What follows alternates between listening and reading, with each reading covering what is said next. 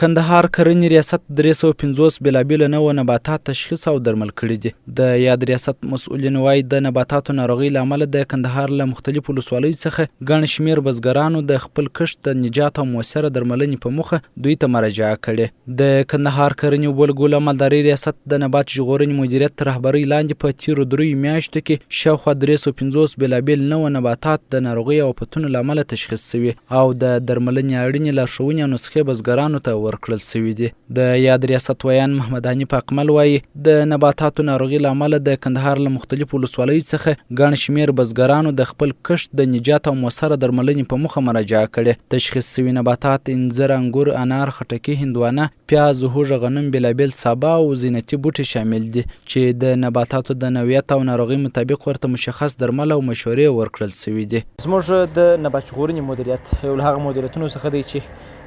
په تیرو 3 میاشتو کې د مختلفو ولسوالیو څخه بالاخره خلک ورته راغلي دي تر څو هغه امراض آفتونه چې د دوی پر کښتونو یا عموما د دوی په باغونو کې راغلي هغه ورته راوړي او دلته یې زموږ د متخصصینو د لوري څخه دغه کوم آفتونه او امراض چې هغه تشخیص شي او وروسته یې د درملنې په موخه باندې اړینې مشورې هم ورسره شریکې شي او نسخې هم ورته ورکول شي د درملو لپاره. د کرنې ریاست ویان پر بزګرانو غږ کوي چې پر خپلو کښتونو دې خودسرانه کرنیز درمل نه پاشي بلکې د کرهنیزو ستونزو د دقیق تشخیص او مؤثره درملنې لپاره دې د کرنې ریاست نبات ژغورنې مدیریت ته مراجعه وکړي. دا به مرسته وکړي چې د نبات ناروغي په سمه توګه کنټرول شي او د حاصل د له منځه تللو مخنیوی وشي. زموږ ریاست غوښتنه هم دا کوي د ټولو بزګرانو څخه چې خودسرانه دوایي ونه پاشي د خپلو کښتونو د ناروغیو، آفاتو او حشراتو د مخنیوي لپاره زموږ سره په تماس کې سي او زموږ سره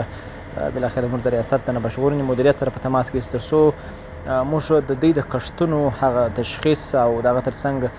درملنه په ښه شکل باندې ورکړو چې سبا ورځ به د دوی اقتصادي زیان هم نه وي اوښتی او کښت به هم په ښه شکل باندې وده کړي او پرمختګ به هم کړي او حاصلات به هم ورسره زیات وي. د کندهار کرنې ریاست مسؤلین ژمن دي چې د بزګرانو نباتات به د ناروغۍ پر وړاندې تشخیص او درمل کړي تر څو د کرنیزو محصولاتو کمښت او اقتصادي زیانونه راکم شي. یا د ریاست هڅه کوي چې بزګرانو ته وخت پر وخت مسلکي مشورې او درملنې نسخې ورکړي تر څو د کرنیزو چارو کیفیت لوړ او پایلې یې اغېزمنې وي.